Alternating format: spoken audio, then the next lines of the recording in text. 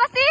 Ada info menarik nih. Nah, teman-teman sudah tahu belum apa itu distribusi binomial dan Starivate sampling? Nah, kalau belum tahu, tonton videonya sampai habis ya. Kami akan jelaskan mulai dari definisinya hingga pembahasan contoh soalnya. So, tetap stay tune ya.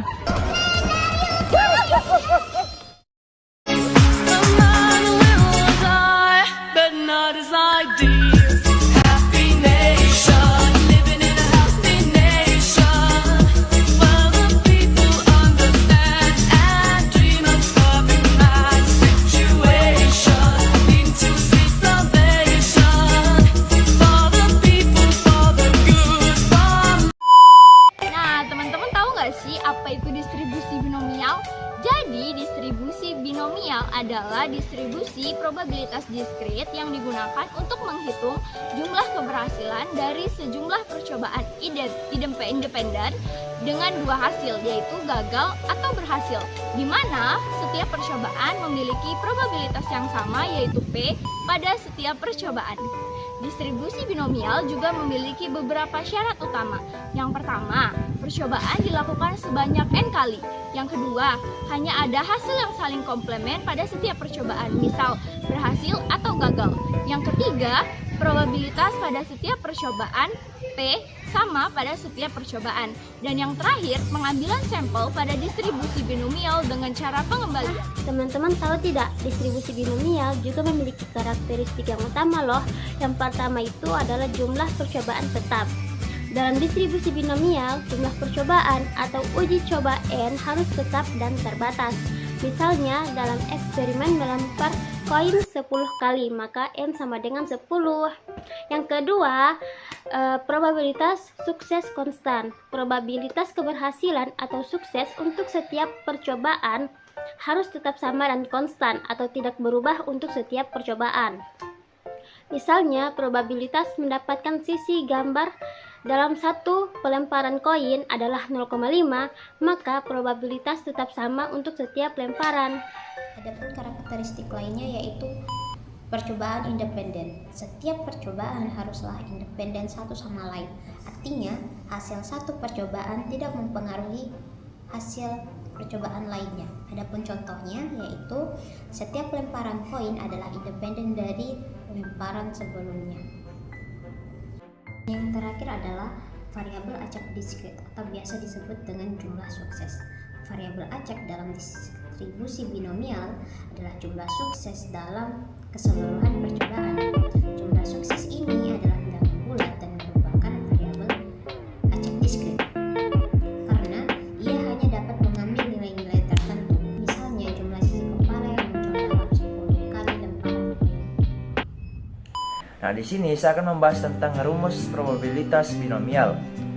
Rumus probabilitas binomial yaitu N kombinasi X dikali P pangkat X dikali Q pangkat N kurang X, di mana N di sini merupakan jumlah percobaan dan X merupakan jumlah frekuensi untuk hasil tertentu untuk N percobaan. P merupakan probabilitas keberhasilan pada satu percobaan dan Q probabilitas kegagalan pada satu percobaan. Baik, kita lanjut ke pembahasan mean dan varian dalam distribusi binomial. Nah, dalam distribusi binomial, mean atau nilai rata-rata dan juga varian bisa dihitung langsung dengan menggunakan dua parameter. Yang pertama itu N, jumlah percobaan, dan juga P, jumlah sukses dalam satu percobaan. Yang pertama, mean atau rata-rata. Dalam distribusi binomial, mean atau rata-rata ini adalah rata-rata jumlah sukses yang diharapkan dalam N percobaan. Biasanya untuk mencari nilai mean itu menggunakan rumus mu sama dengan N dikali P, di mana mu ini adalah nilai rata-rata yang diinginkan, kemudian N adalah jumlah percobaan dan P adalah peluang sukses dalam satu percobaan. Kemudian varian. Nah, varian dalam distribusi binomial adalah untuk mengukur sebaran jumlah sukses di sekitar mean atau nilai rata-rata. Biasanya untuk mencari varian itu menggunakan rumus sigma kuadrat sama dengan N dikali P dan juga dikali 1 dikurang P atau peluang gagalnya. Di sini kita memiliki soal yaitu sebuah dadu dilempar sebanyak 4 kali. Hitung peluang muncul mata dadu kelipatan 3 sebanyak 2 kali. Diketahui N sama dengan 4 atau jumlah percobaannya, X sama dengan 2 atau jumlah sukses yang diinginkan, P sama dengan 2/6 atau 1/3 atau peluang suksesnya, dan yang terakhir ada Q sama dengan 1 dikurang P atau 1 dikurang 1/3 sama dengan 2/3 atau jumlah gagalnya. Kemudian penyelesaiannya, P X sama dengan X sama dengan N kombinasi X, P pangkat X, Q pangkat N dikurang X. P, X-nya itu 2 sama dengan 4 faktorial per 2 faktorial dikali 4 kurang 2 faktorial. Dikali 1/3 pangkat 2 dikali 2/3 pangkat 4 dikurang 2. Sama dengan 4 faktorial per 2 faktorial dikali 4 kurang 2 faktorial. 1/3 pangkat 2 itu sama dengan 0,3 pangkat 2. 2/3 pangkat 4 dikurang 2 itu sama dengan 0,6 pangkat 2. Selanjutnya yaitu mendapatkan hasil 24 per 2 dikali 2 dikali 0,3 pangkat 2 dikali 0,6 pangkat 2. Hasil dari 24 per 2 dikali 2 itu sama dengan 6. Kemudian 0,3 pangkat 2 itu mendapatkan hasil 0,09 dan 0,6 pangkat 2 itu mendapatkan hasil 0,36. Sehingga 6 dikali 0,9 dikali 0,36 sama dengan 0,648. Nah, teman-teman, selanjutnya di sini kita punya contoh kasus atau contoh soal di mana diketahui bahwa peluang seorang mahasiswa hadir tepat waktu dalam perkuliahan metode statistika adalah 0,8. Jika seorang dosen ingin mengamati 10 mahasiswa secara acak, berapakah peluang bahwa tepat 8 mahasiswa hadir tepat waktu? Nah, langsung saja kita ke penyelesaiannya. Kita tulis terlebih dahulu yang diketahui pada soal tersebut, di mana N-nya sama dengan 10 atau jumlah mahasiswanya, P peluang hadir tepat waktu adalah 0,8, kemudian K jumlah yang hadir tepat waktu atau jumlah yang ingin kita cari, di mana sama dengan 8, kemudian 1 dikurang P atau peluang gagalnya yaitu 0,2. Langsung saja nilai-nilai yang diketahui ini kita masukkan ke dalam rumus distribusi binomial yang sudah dibahas sebelumnya, dan setelah itu kita tinggal operasikan saja, di mana di sini kombinasi 8 dari 10 pilihan akan menghasilkan 45, kemudian 0,8 di pangkat 8 akan menghasilkan 0,1678. Dan 0,2 dikali 0,2 hasilnya adalah 0,04. Nah, berikutnya kita tinggal kalikan saja ketiga nilai ini, maka akan didapatkan hasil akhirnya yaitu 0,302. Nah, teman-teman, jadi peluang tepat 8 dari 10 mahasiswa hadir tepat waktu adalah 0,302 atau sebesar 30,2%. Contoh soal distribusi binomial selanjutnya, seorang peserta kuis menjawab 8 pertanyaan benar atau salah. Peluang menjawab benar untuk setiap pertanyaan adalah 0,6. Tentukan peluang bahwa peserta tersebut menjawab tepat 6 pertanyaan dengan benar. Nah, kita ketahui di sini N itu sama dengan 8. Kemudian P-nya itu sama dengan 0,6. Terus Q-nya sama dengan 1 dikurang 0,6 menjadi 0,4. Lalu X-nya sama dengan 6. Lalu kita masukkan di rumus menjadi PX sama dengan 6, 8, 6, 0,6 pangkat 6, 0,4 pangkat 2.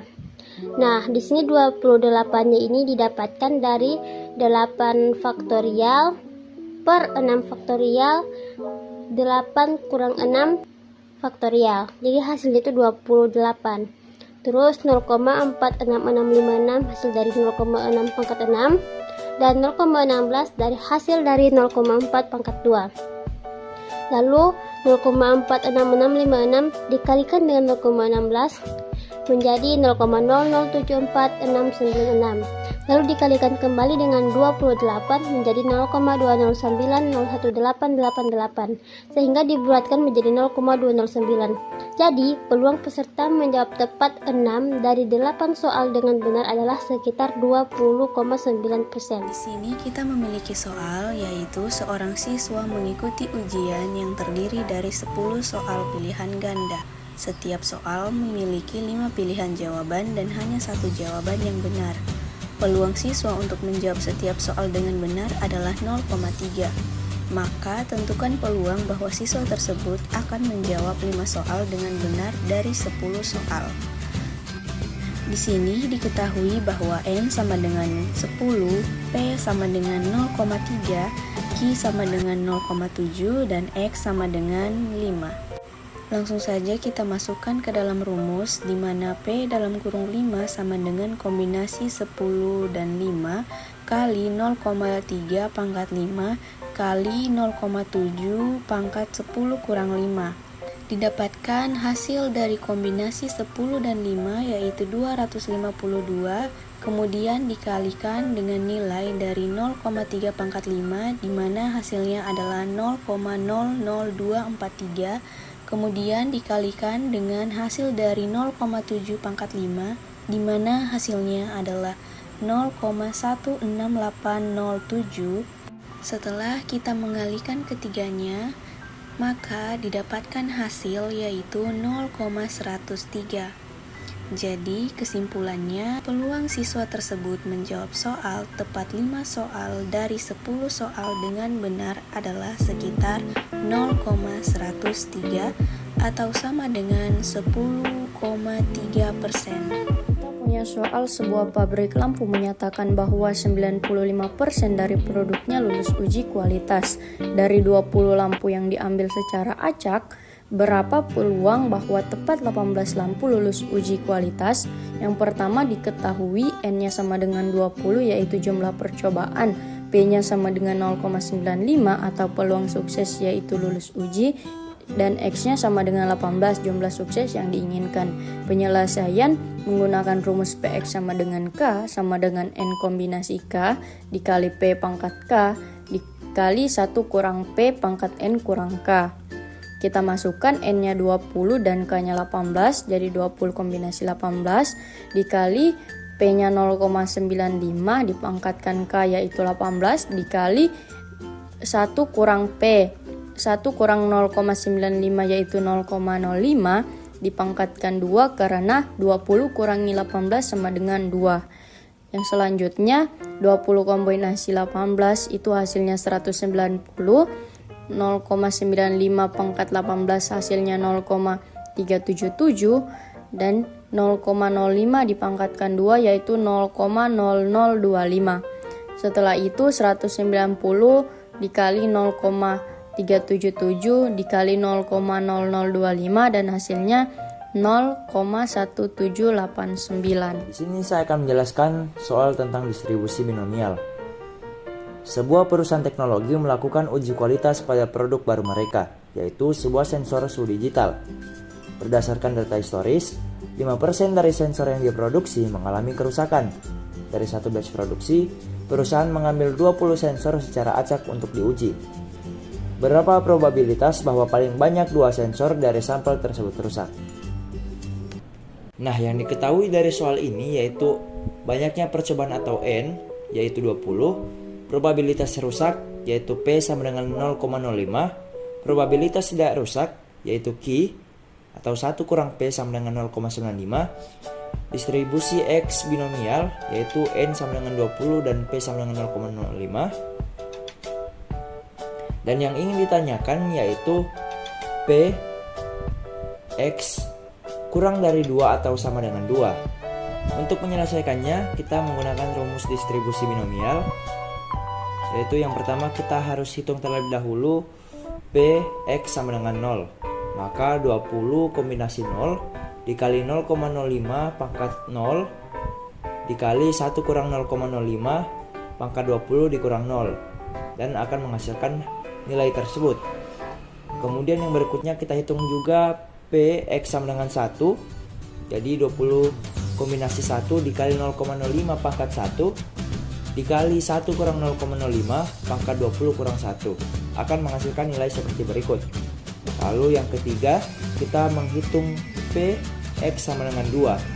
Maka 20 kombinasi 2 dikali 0,05 pangkat 2 dikali 1 kurang 0,05 pangkat 20 kurang 2 akan menghasilkan hasil berikut. Nah, setelah kita mendapatkan hasil berikut, maka akan kita jumlahkan, yaitu P X kurang dari atau sama dengan 2 sama dengan P0 ditambah P1 ditambah P2. Atau kita bisa masukkan nilai yang tadi, yaitu 0,3585 ditambah 0,3774 ditambah 0,1887 menghasilkan 0,9245. Ini adalah contoh soal distribusi binomial. Seorang penembak memiliki peluang 80% untuk mengenai target dalam satu kali tembakan. Jika dia menembak sebanyak 6 kali, berapa peluang dia mengenai target tepat 4 kali? Diketahui N sama dengan 6K sama dengan 4P sama dengan 0,8Q sama dengan 1 kurang P sama dengan 1 kurang 0,8 sama dengan 0,2. Ditanyakan peluang sama dengan X sama dengan K sama dengan 4. Penyelesaiannya bisa kita lihat di sini.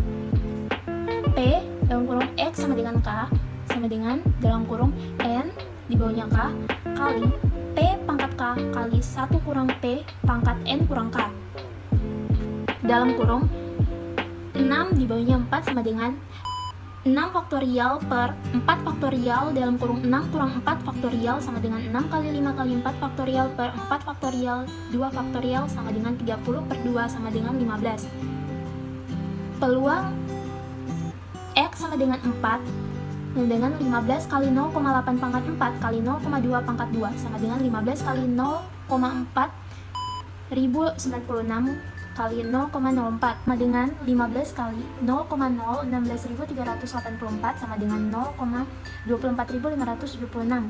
Jadi peluang penembak mengenai target tepat 4 kali dari 6 tembakan adalah 0,24576 atau jika diubah ke persen sama dengan 24,576%.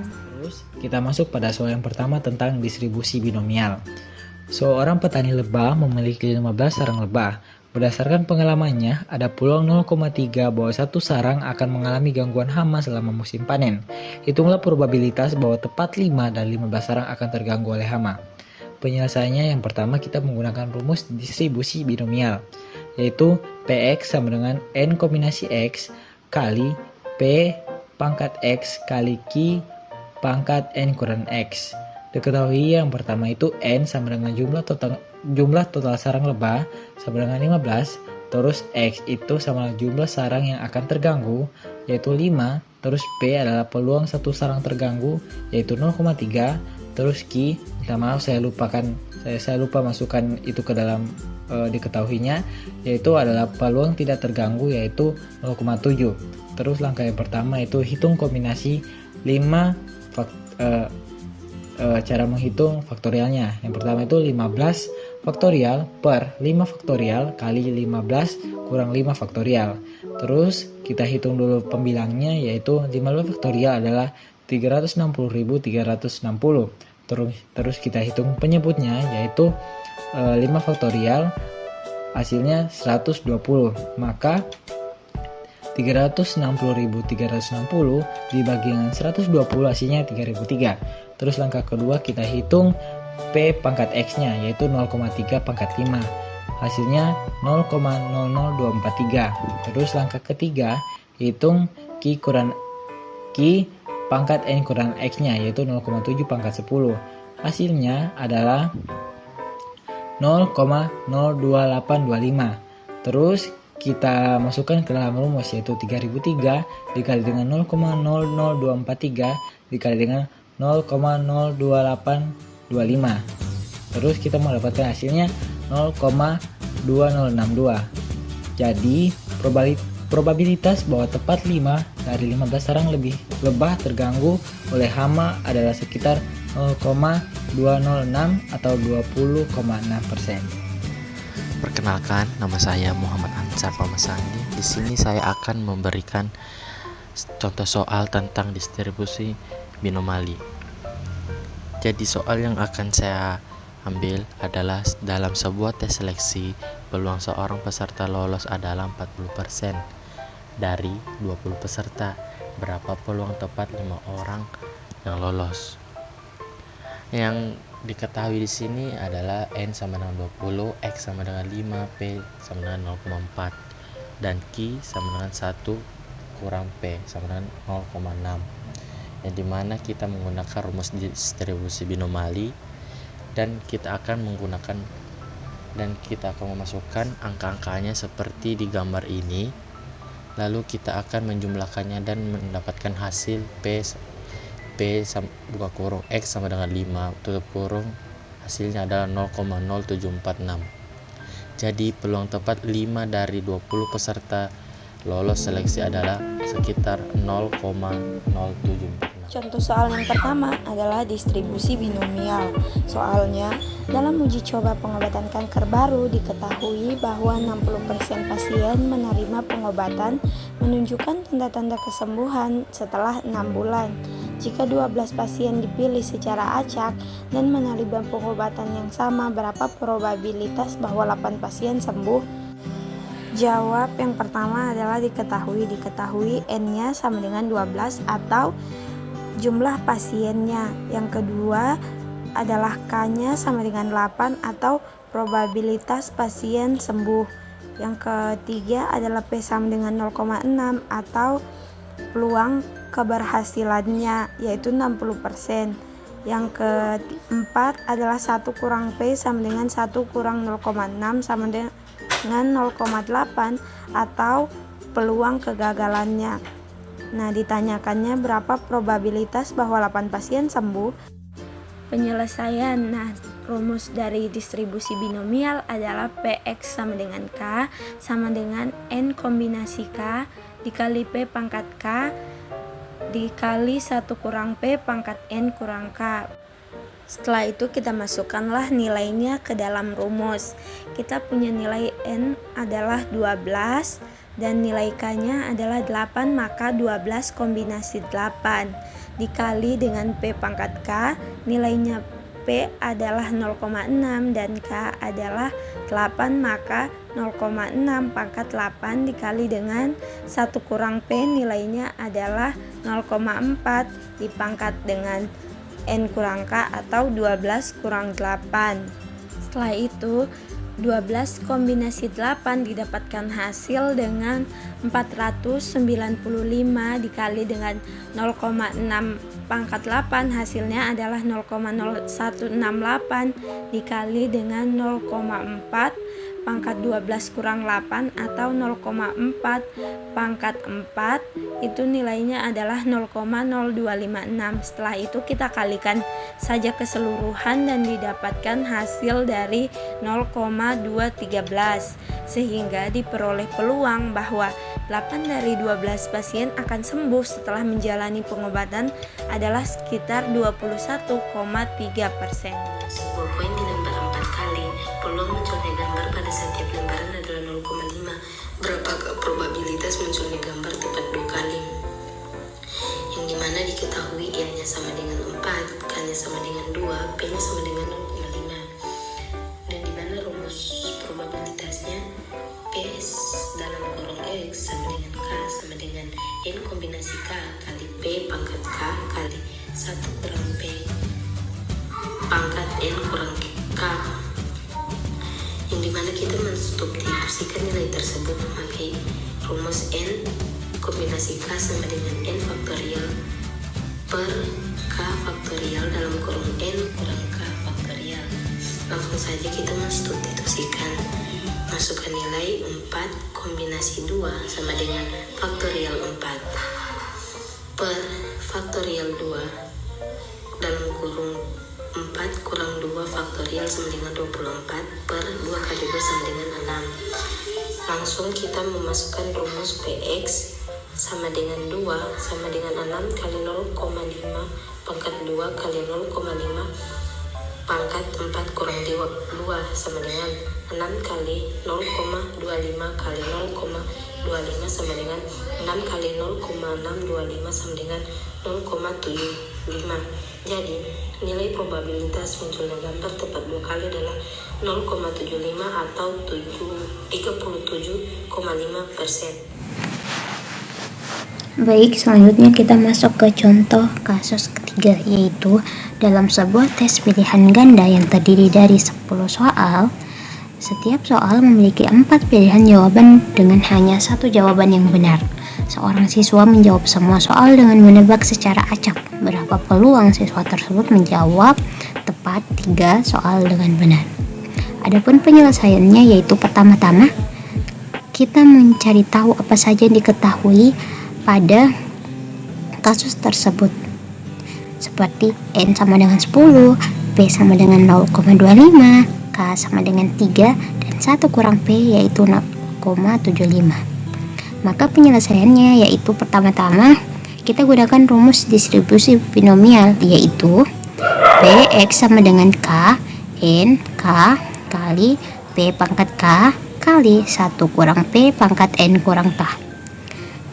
Selanjutnya kita masukkan apa saja yang tadi diketahui untuk dimasukkan ke dalam rumus binomial tersebut. Setelah itu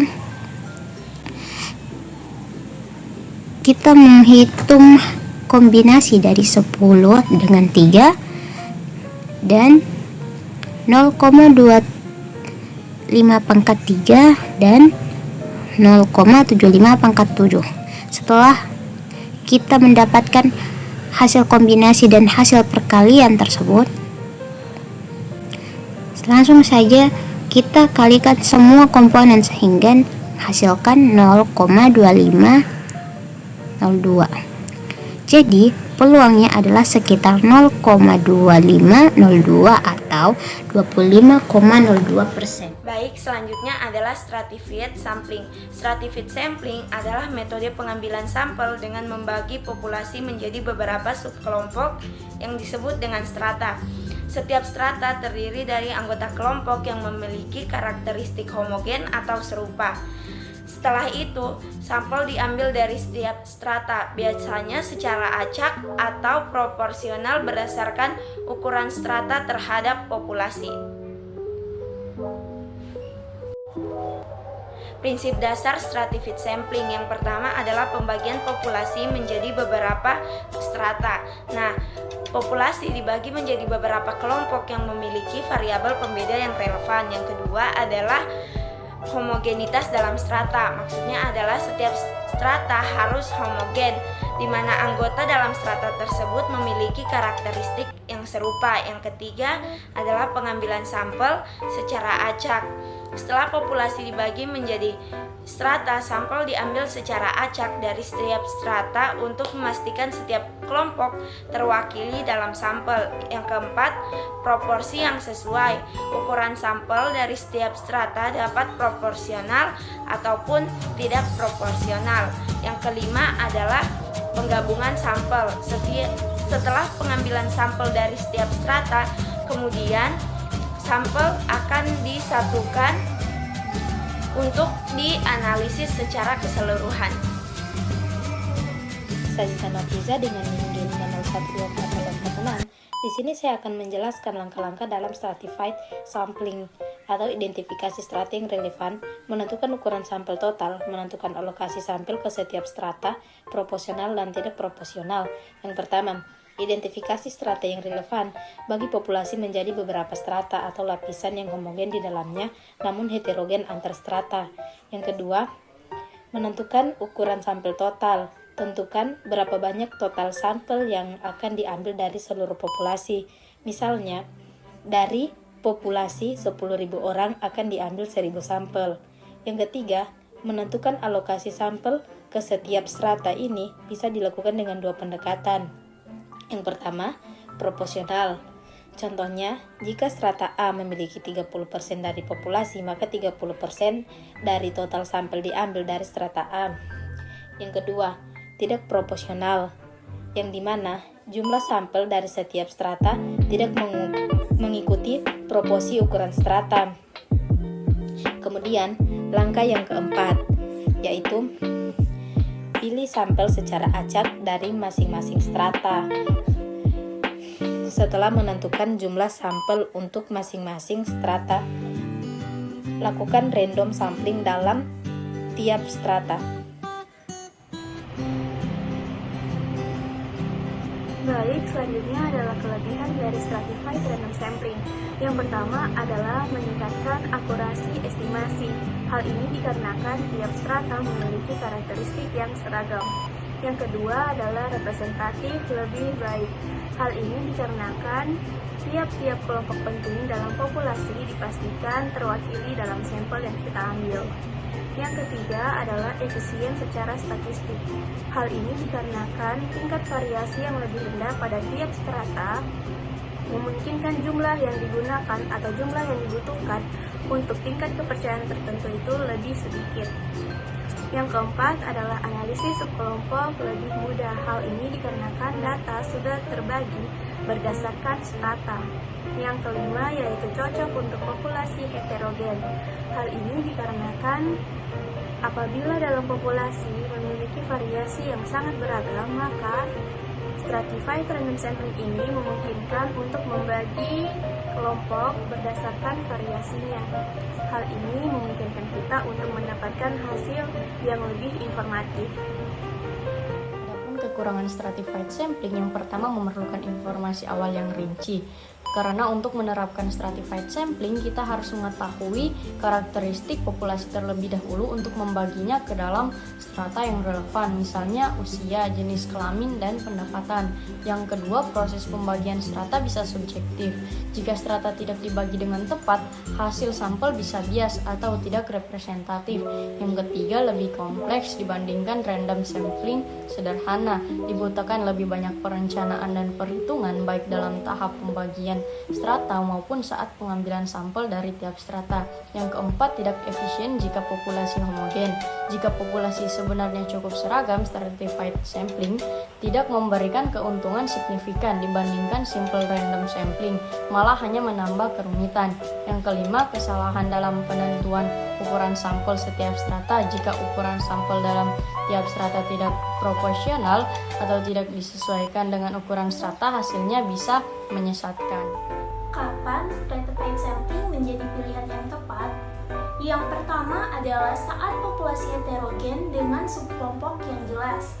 Jika populasi memiliki subkelompok yang berbeda dan setiap strata memiliki karakteristik unik, stratified sampling memastikan semua kelompok terwakili. Contoh, survei kepuasan pelanggan yang membandingkan respon dari pengguna model kasus dewasa. Yang kedua adalah ketika varians antar strata tinggi. Jika perbedaan antar kelompok signifikan, tetapi perbedaan dalam kelompok relatif kecil, stratified sampling meningkatkan presisi estimasi dibandingkan simple random sampling. Contoh penelitian gizi pada anak. Yang ketiga adalah saat membandingkan subpopulasi spesifik. Jika penelitian ingin menganalisis perbedaan antar strata, stratified sampling memungkinkan analisis yang lebih akurat untuk setiap kelompok. Contoh studi kerja karyawan berdasarkan divisi. Yang keempat adalah estimasi biaya dan waktu. Jika beberapa strata sulit diakses, peneliti bisa mengalokasikan sampel secara proporsional atau disesuaikan untuk mengoptimalkan sumber daya. Contoh, survei di daerah terpencil dengan alokasi sampel yang disesuaikan. Yang kelima adalah ketepatan estimasi lebih diutamakan.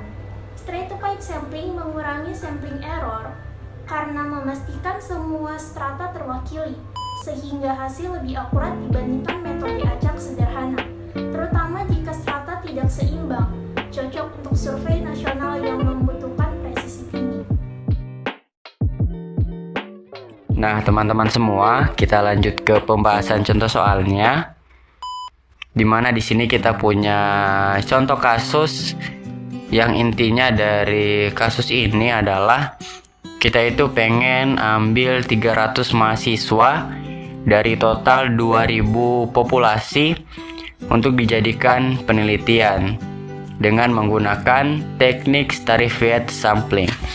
Langsung saja kita masuk ke penyelesaiannya. Langkah pertama, kita hitung terlebih dahulu proporsi setiap strata atau proporsi setiap fakultas dalam populasi. Nah, di sini Fakultas MIPA 300 itu adalah total populasi yang ada di Fakultas MIPA. 2000 itu adalah populasi keseluruhan. Kemudian kita kali 100%. Maka proporsi dari Fakultas MIPA akan didapat sebesar 15%. Begitu juga dengan Fakultas Teknik dan Keguruan, kita operasikan dengan cara yang sama, maka dihasilkan Fakultas Teknik sebesar 40%, kemudian Fakultas Keguruan 45%. Nah, langkah berikutnya adalah kita hitung jumlah sampel per strata. Hasil dari proporsi tadi kita kalikan dengan jumlah sampel keseluruhan yang kita inginkan. Di mana dalam kasus ini jumlah sampel yang diinginkan adalah 300. Maka untuk Fakultas MIPA akan didapatkan sampelnya adalah 45 mahasiswa. Kemudian Fakultas Teknik 120 mahasiswa dan Fakultas Keguruan 300. Untuk Fakultas Keguruan 135 mahasiswa. Nah, jadi banyaknya sampel dari masing-masing strata, yaitu 45 mahasiswa Fakultas MIPA, 120 mahasiswa Fakultas Teknik, dan 135 mahasiswa Fakultas Keguruan. Kali ini kita mempunyai sebuah kasus atau contoh soal yang dimana sebuah sekolah memiliki 600 siswa yang terdiri dari 3 jenjang, yaitu kelas 10, kelas 11, dan kelas 12, di mana kelas 10 memiliki 200 siswa, kelas 11 250 siswa, dan kelas 12 150 siswa. Peneliti ingin mengambil sampel sebanyak 60 siswa secara stratified random sampling berdasarkan jenjang kelas. Berapa banyak siswa yang harus diambil dari masing-masing jenjang? Pada kasus kali ini, kita akan mengambil sampel sebanyak 60 siswa dari masing-masing jenjang. Langsung masuk ke penyelesaian, ambil proporsi dari masing-masing jenjang. Yang pertama kelas 10 sama dengan 200 per 600 kali 60. 200 adalah jumlah siswa kelas 10 yang ada, 600 adalah jumlah keseluruhan siswa pada sekolah tersebut, dan dikali 60 yaitu sampel yang kita mau ambil. Ketika dioperasikan menghasilkan yaitu 20 siswa. Dari kelas 11 sama dengan 250 per 600 kali 60. 250 yaitu jumlah siswa kelas 11, 600 adalah jumlah siswa pada sekolah tersebut, dan 60 adalah sampel yang kita mau ambil. Ketika dioperasikan menghasilkan 25 siswa. Dan pada kelas 12 yaitu 150 per 600 dikali 60. 150 yaitu jumlah siswa kelas 12, 600 jumlah siswa keseluruhan yang ada pada sekolah tersebut, dan dikali 60 yaitu sampel yang kita mau ambil menghasilkan 15 siswa. Maka sampel terdiri dari 20 siswa dari kelas 10, 25 siswa dari kelas 11, dan 15 siswa dari kelas 12. Contoh soal dari stratified sampling. Kita punya soal, sebuah lembaga survei ingin menilai tingkat kepuasan masyarakat terhadap kebijakan ketenagakerjaan terbaru. Untuk itu mereka mengambil sampel dari 5.000 pekerja yang dibagi menjadi 3 kelompok pekerjaan, yaitu yang pertama pekerja kantoran 2.500 orang, pekerja lapangan 1.500 orang, pekerja lapas 1.000 orang. Lembaga ini akan mengambil 500 sampel responden secara proporsional dengan metode stratified sampling. Selanjutnya kita jawab. Nah, yang pertama harus kita lakukan itu adalah identifikasi strata berdasarkan jenis pekerjaan. Karena jenis pekerjaannya ada 3, maka stratanya juga ada 3, di mana yang pertama adalah pekerja kantoran ya dengan 2.500 orang, yang kedua pekerja lapangan dengan 1.500 orang, dan pekerja lepas 1.000 orang. Yang kedua adalah tentukan proporsi tiap strata. Caranya adalah dimana yang pertama itu ada pekerja kantoran. Pekerja kantoran itu ada 2.500 orang dibahagi dengan jumlah keseluruhan dari populasi adalah 5.000. dikali dengan 100%, maka proporsinya adalah 50%. Yang kedua, pekerja lapangan ada 1.500 orang dibagi dengan jumlah keseluruhan populasi 5.000 orang dikali 100% sama dengan 30%, maka proporsi pekerja lapangan adalah 30%. Begitupun juga dengan pekerja lepas, ada 1.000 orang dibagi dengan 5.000 dikali dengan 100% sama dengan 20%, maka proporsinya adalah 20%. Yang ketiga adalah hitung jumlah sampel tiap strata.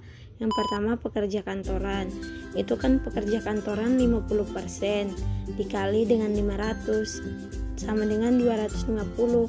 Maksudnya 50% adalah proporsi dari strata, sedangkan 500-nya adalah jumlah sampel yang ingin diambil. Maka sampel dari pekerja kantoran adalah 250 orang. Yang kedua, pekerja lapangan. Proporsinya adalah 30% dikali dengan jumlah sampel yang ingin diambil adalah 500 sama dengan 150 orang. Maka pekerja lapangan didapatkan sampel 150 orang. Yang ketiga adalah pekerja lepas. Pekerja lepas proporsinya adalah 20% dikali dengan 500 sampel yang ingin diambil sama dengan 100%, maka sampel dari pekerja lepas ada 100 orang. Jadi dari 5.000 populasi didapatkan 500 sampel dengan menggunakan metode stratified sampling dengan masing-masing strata yang terbagi menjadi 3, yaitu 250 sampel dari pekerja kantoran, 150 pekerja lapangan, dan 100 sampel dari pekerja lepas. Soal stratified sampling selanjutnya, sebuah SMA memiliki 3 jurusan dengan jumlah siswa sebagai berikut, di mana siswa IPA 90 siswa, IPS 70 siswa, dan bahasa 40 siswa. Pihak sekolah ingin mengambil 20 siswa sebagai sampel untuk survei kepuasan belajar menggunakan stratified random sampling. Tentukan jumlah siswa yang harus diambil dari masing-masing jurusan. Langkah pertama yaitu kita akan mengidentifikasi strata terlebih dahulu, di mana stratum 1 ada IPA 90 siswa, stratum 2 IPS 70 siswa, dan stratum 3 bahasa 40 siswa. Kemudian langkah kedua, kita menghitung total siswa dan proporsinya, di mana total siswanya itu adalah 90 ditambah 70 tambah 40 sama dengan 200 siswa yang ada dalam SMA tersebut. Kemudian proporsi IPA itu tadi 90 dibagi dengan total siswa yaitu 200 sama dengan 0,45. Proporsi IPS 70 dibagi dengan 200 sama dengan 0,35, dan proporsi bahasa 40 dibagi 200 sama dengan 0,20. Kemudian langkah ketiganya kita menghitung sampel per jurusan atau total sampel sama dengan 20 siswa. Nah, hasil yang tadi kita kalikan dengan 20. IPA sama dengan 0,45 dikalikan 20 sama dengan 9 siswa, IPS 0,35 dikali 20 sama dengan 7 siswa, dan bahasa 0,20 dikali 20 sama dengan 4 siswa. Kemudian langkah keempat kita penarikan sampel. Jadi kita mengambil secara acak 9 siswa dari jurusan IPA, 7 siswa dari jurusan IPS, 4 siswa dari jurusan bahasa. Jadi jumlah siswa yang diambil dari masing-masing jurusan adalah IPA yaitu 9 siswa, IPS 7 siswa, dan bahasa 4 siswa. Berikut ini adalah contoh soal stratified sampling. Sebuah universitas memiliki 2.000 mahasiswa yang terstratifikasi berdasarkan fakultas, yaitu Fakultas Teknik dengan 800 mahasiswa, Fakultas Ekonomi 600 mahasiswa, Fakultas Kedokteran 400 mahasiswa, Fakultas Seni 200 mahasiswa. Jika ingin mengambil sampel sebanyak 200 mahasiswa dengan stratified random sampling proporsional, berapa sampel dari masing-masing fakultas? Untuk penyelesaiannya bisa kita lihat di sini. Pertama-tama kita cari total populasi, yaitu sama dengan 2.000 mahasiswa. Kemudian kita hitung proporsi tiap strata dengan cara membagi tiap mahasiswa per fakultas dengan total populasi seluruh mahasiswa 2.000 mahasiswa. Kemudian kita kalikan hasilnya dengan sampel mahasiswa yang ingin kita ambil, yaitu 200 mahasiswa. Pada Fakultas Teknik yaitu 800 bagi 2000 sama dengan 40%, 40% kali 200 sama dengan 80, ekonomi 600 bagi 2000 sama dengan 30%, 30% kali 200 sama dengan 60, kedokteran 400 bagi 2000 sama dengan 20%, 20% kali 200 sama dengan 40, seni 200 bagi 2000 sama dengan 10%, 10% kali 200 sama dengan 20. Jadi kita bisa mendapatkan sampel dari masing-masing fakultas, yaitu fakultas teknik sama dengan 80, fakultas ekonomi sama dengan 60, fakultas kedokteran sama dengan 40, fakultas seni sama dengan 20.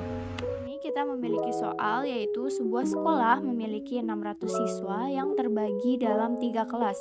Kelas 10 berisikan 200 siswa, kelas 11 250 siswa, dan kelas 12 150 siswa. Sekolah ingin mengambil sampel sebanyak 60 siswa secara stratified random sampling atau sampling berstrata untuk mengikuti survei kepuasan belajar. Tentukan berapa banyak siswa yang harus diambil dari masing-masing kelas. Penyelesaiannya, langkah pertama yaitu kita akan menghitung proporsi setiap strata. Total siswa sama dengan 200 ditambah 250 ditambah 150 sama dengan 600. Proporsi kelas 10 sama dengan 200 dibagi 600 sama dengan 1/3. Kemudian selanjutnya ada proporsi kelas 11 sama dengan 250 dibagi 600 sama dengan 5/12. Yang ketiga, proporsi kelas 12 sama dengan 150 dibagi 600 sama dengan 1/4. Langkah selanjutnya adalah kita akan menghitung jumlah sampel per strata yang sudah kita tentukan tadi. Nah, dari soal kita sudah ketahui bahwa sampel yang ingin diambil adalah 60. Maka sampel kelas 10 sama dengan 1/3 dikali 60 sama dengan 20 siswa. Sampel kelas 11 sama dengan 5/12 dikali 60 sama dengan 25 siswa. Dan sampel kelas 12 sama dengan 1/4 dikali 60 sama dengan 15 siswa.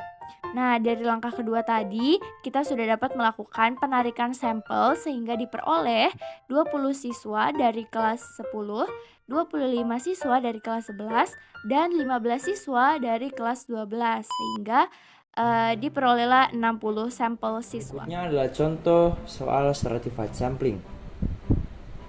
Sebuah perusahaan memiliki 3 divisi dengan jumlah karyawan sebagai berikut. Divisi produksi yaitu 120 karyawan, divisi pemasaran yaitu 60 karyawan, divisi keuangan 20 karyawan.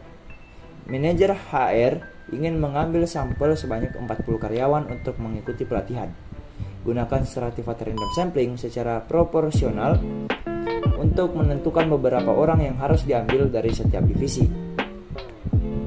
Maka penyelesaiannya, pertama kita hitung total karyawan terlebih dahulu. Total karyawannya yaitu 120 ditambah 60 ditambah 20 sama dengan 200 karyawan. Kemudian yang kedua, kita hitung proporsi tiap divisi dan jumlah sampel yang diambil, yaitu produksi 120 dibagi 200 menghasilkan 0,60. Kemudian 40 dikali 0,60 yaitu 24 orang. Begitu juga pemasaran, 60 dibagi 200 sama dengan 0,30. Kemudian 40 dikali 0,30 menghasilkan 12 orang. Dan yang terakhir, keuangan, 20 dibagi 200 sama dengan 0,10. 40 dikali 0,10 sama dengan 4 orang.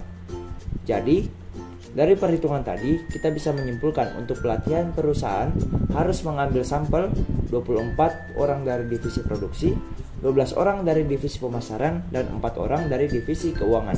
Terus kita masuk kepada soal yang kedua, yaitu tentang stratified sampling, yaitu seorang peternak ingin melakukan survei tentang produktivitas ternak ayam pada 3 jenis pakan yang berbeda-beda.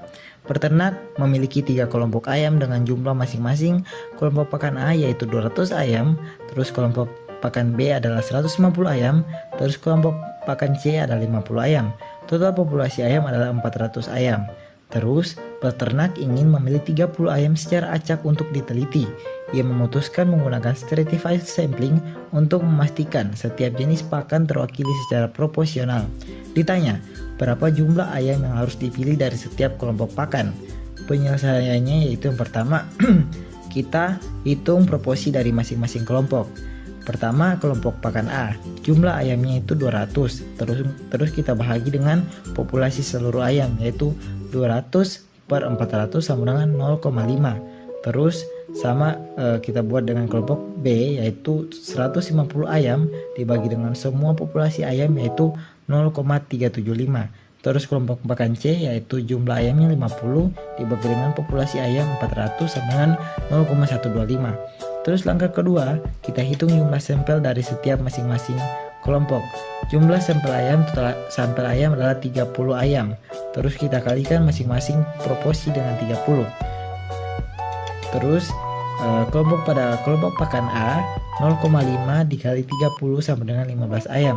Terus kelompok pakan B adalah 0,375 kali 30 sama dengan 11,25. Kita bulatkan menjadi 11, berarti 11 ayam. Terus kelompok pakan C 0,125 dikali 30 sama dengan 3,75. Dibulatkan menjadi 4, yaitu 4 ayam. Jadi jumlah ayam yang akan dipilih dari setiap kelompok ayam yaitu adalah kelompok pakan A adalah 15 ayam, kelompok pakan B 11 ayam, dan kelompok pakan C 4 ayam.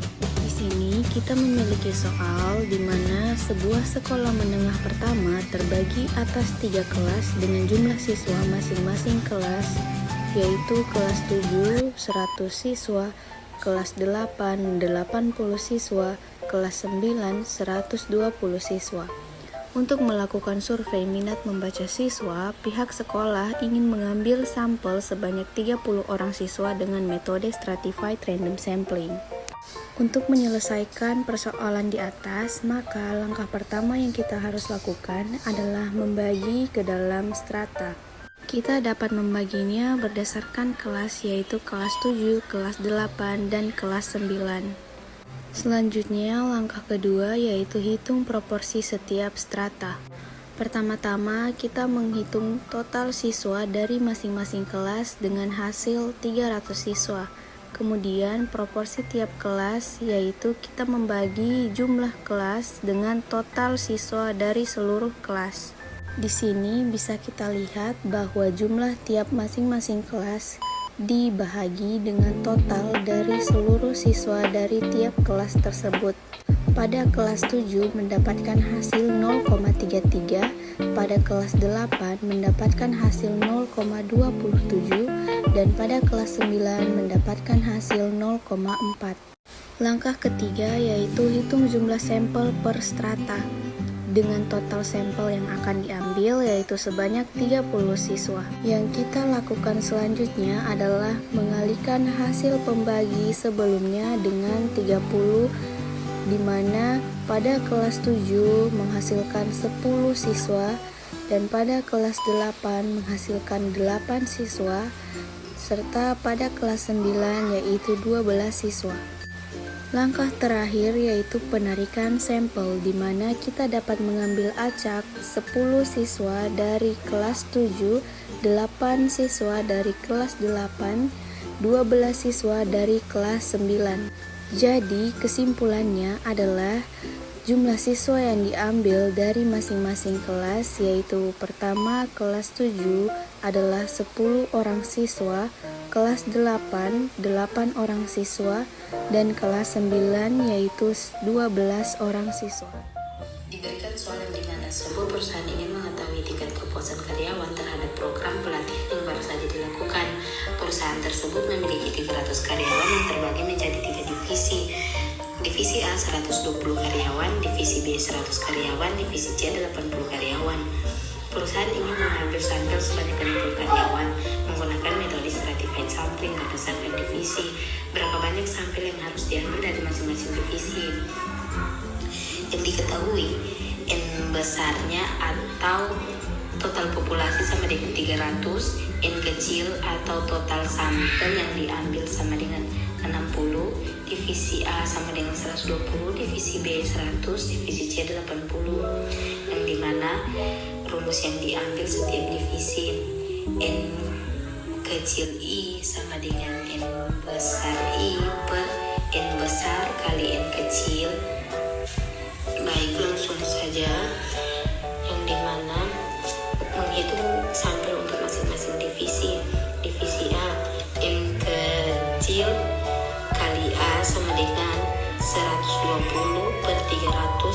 60 sama dengan 24. N kecil kali B sama dengan 100 per 300 kali 60 sama dengan 20. Divisi C, N kecil kali C sama dengan 80 per 300 kali 60 sama dengan 16. Jadi jumlah sampel yang diambil dari masing-masing divisi adalah divisi A 24 karyawan, divisi B 20 karyawan, divisi C 16 karyawan.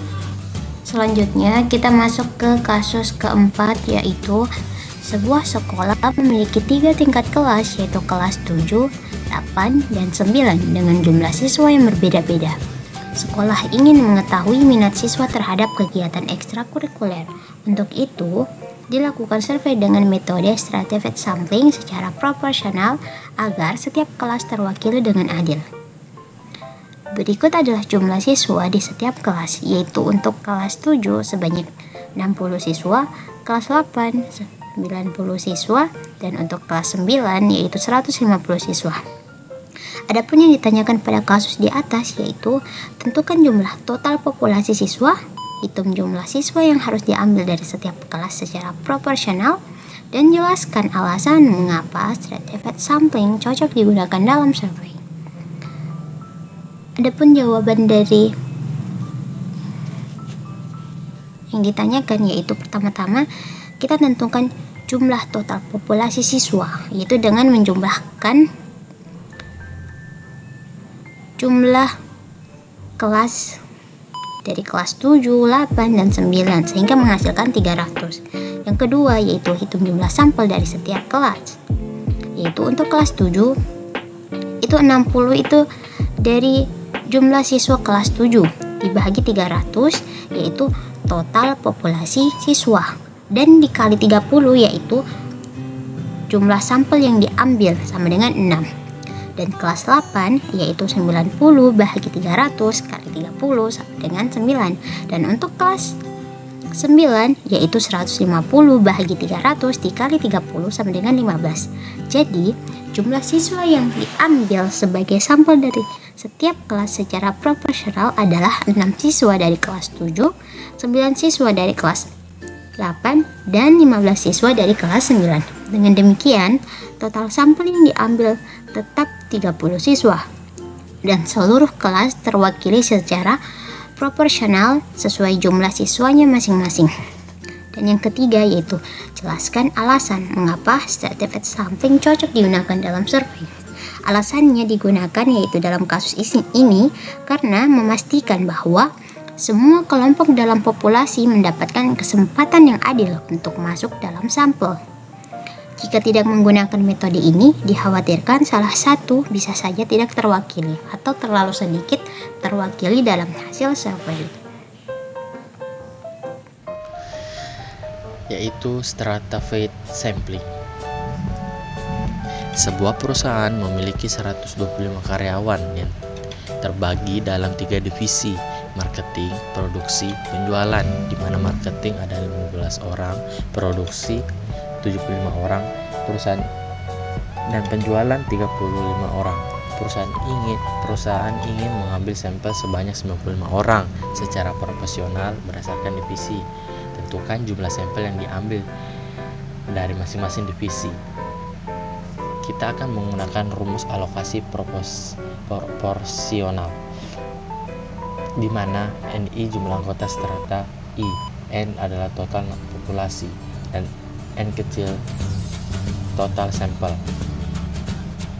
yang dimana kita akan memasukkan angka-angka tersebut, yang dimana kita akan mendapatkan 3 langkah yaitu N pertama, atau kita sebut dengan atau kita ingin mencari marketingnya dulu, yang dimana kita akan memasukkan